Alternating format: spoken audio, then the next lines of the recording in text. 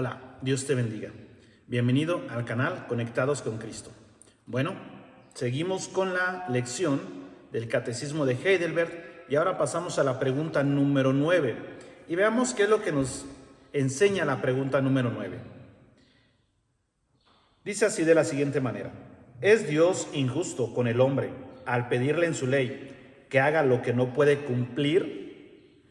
Quizá digamos que sí es injusto, que pide mucho y que demanda mucho de la humanidad. Demanda que no hagamos esto, que no hagamos aquello, que a Dios todo le ofende, que ser cristiano es muy complicado porque no puedes divertirte y no puedes hacer nada. Esa es la mentalidad pecadora que tenemos y por eso pensamos que Dios exige demasiado. Y mucha gente lo dice cuando uno les habla o le predica el evangelio y dice: ¿quién se porta bien? Nadie se porta bien. Todos hacemos lo malo, así es que hay que disfrutar la vida. Sin embargo, no es así, porque recordemos que cuando Dios creó al hombre y a la mujer, los hizo perfectos, los hizo personas santas que podían cumplir y no había pecado en ellos. Entonces vamos a ver qué es lo que nos dice la respuesta y sus citas. La respuesta dice de la siguiente manera: no. Dios creó al hombre en condiciones de poder cumplirla, pero el hombre, por instigación del diablo y su propia rebeldía, se privó a sí y a toda su descendencia de estos dones divinos. Ahora vamos a ver las citas bíblicas en las que se fundamenta esta hermosa enseñanza. La primera parte de la respuesta es un tajantemente no. Así nada más, no es injusto Dios. Y vamos a ver qué es lo que nos dice Efesios capítulo 4, versículo 23 al 24. Y renovaos en el espíritu de vuestra mente y vestíos de nuevo hombre, creados según Dios, en la justicia y santidad de la verdad. Cuando dice la palabra renovaos, esta palabra a veces la malempleamos. Porque cuando decimos vamos a renovar una casa, vamos a renovar un carro o vamos a renovar algo, lo queremos hacer nuevo, pero con modificaciones a los tiempos en que se viven. Pero eso no significa renovar. Renovar está compuesto por dos palabras. Una es re, que significa volver atrás, y la palabra novus, que significa nuevo. Entonces esta palabra es volver a un principio, pero hacerlo nuevo de la manera que era al principio. ¿Y de qué manera era al principio el ser humano? El ser humano al principio era santo, era puro y era perfecto. Entonces tenemos que volver a ese origen, al origen donde el hombre estaba con Dios y el hombre no tenía malicia. Recuerden que cuando peca, dice la palabra de Dios que serían como Dios, conociendo el bien y el mal. Pero Dios había creado al hombre conociendo solamente el bien y así no participar del mal. Ahora leemos el versículo 24 y dice: y vestíos del nuevo hombre, creados según Dios, en la justicia y santidad de la verdad. Está hablando de vestir a un nuevo hombre, de vestirnos, de un nuevo hombre. Ese nuevo hombre es Jesucristo. Jesucristo es el que sí hizo la voluntad de Dios, en el cual no se encontró pecado. Entonces, en ese nuevo hombre tenemos que vestirnos de él, que dice creado según Dios en la justicia y santidad de la verdad. Jesucristo fue creado en la justicia y en santidad de la verdad. Él es el nuevo hombre del cual tenemos que revestirnos. Ahora, la siguiente parte de la respuesta dice: Dios creó al hombre en condiciones de poder cumplirla. Dios nos creó con la capacidad de poder cumplir la ley de Dios. Y para esto vámonos a lo que es Génesis capítulo 3. Vamos a regresar al origen, versículo 13. Entonces Jehová Dios dijo a la mujer: ¿qué es lo que has hecho? Y dijo la mujer: la serpiente me engañó y comí. Vemos que ella fue engañada por Satanás y de esa forma ella come del árbol y es donde empiezan a pecar. Pero anteriormente vivían una vida pura, santa y perfecta delante de Dios. Ahora leemos 1 Timoteo capítulo 2, versículo 13 y 14. 1 Timoteo capítulo 2, versículo 13 y 14. Porque Adán fue formado primero, después Eva.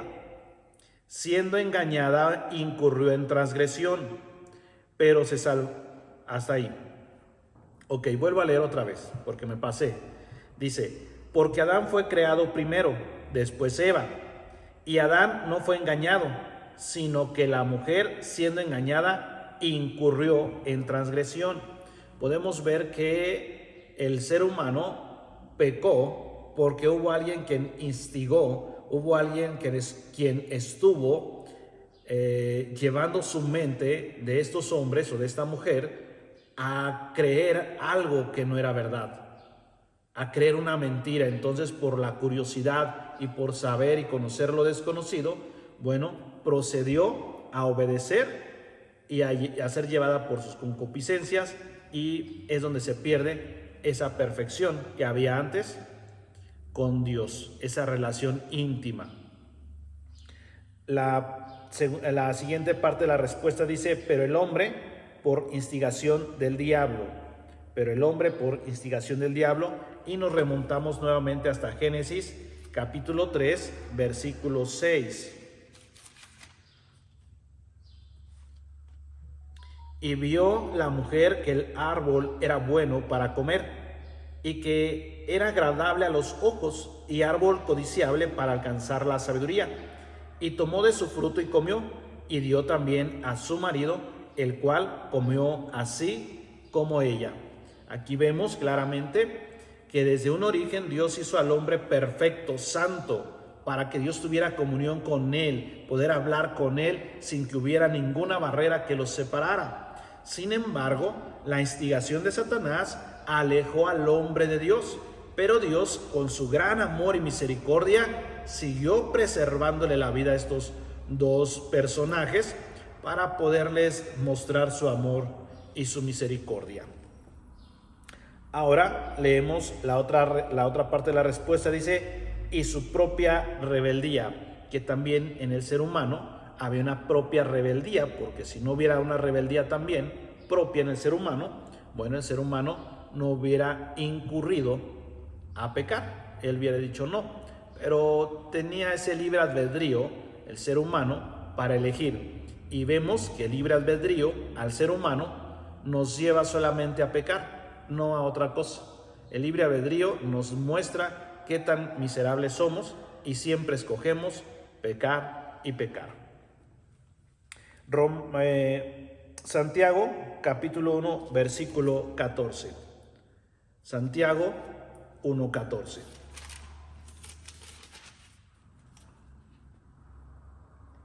Sino que cada uno es tentado cuando de su propia concupiscencia es atraído y seducido. ¿Qué es la concupiscencia? La concupiscencia son nuestros pensamientos y nuestros deseos desordenados, que siempre nos llevan a querer pecar.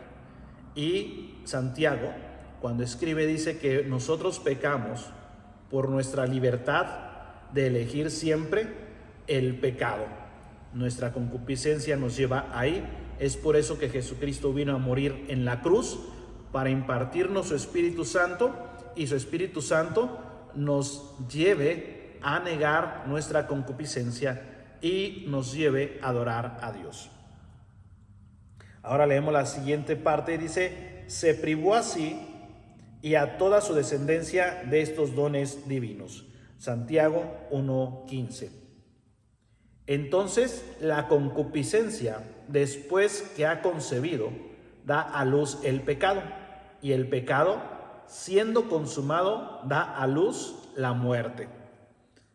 Cuando Eva vio el árbol, su concupiscencia, sus pensamientos propios, la llevaron a codiciar el árbol, y practicó el comer el fruto del árbol, y entonces crea la muerte en su vida.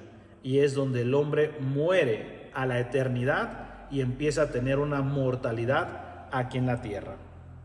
Romanos 3:23.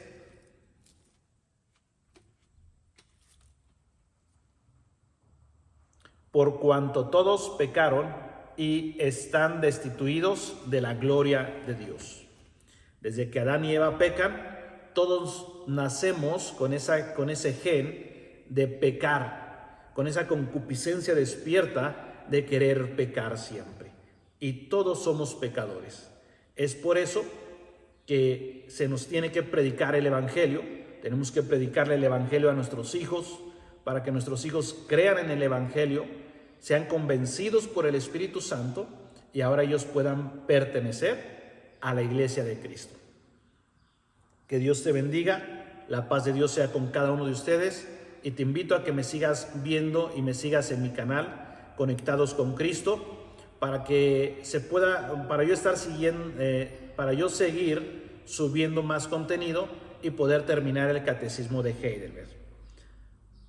Gracias y paz, amados hermanos.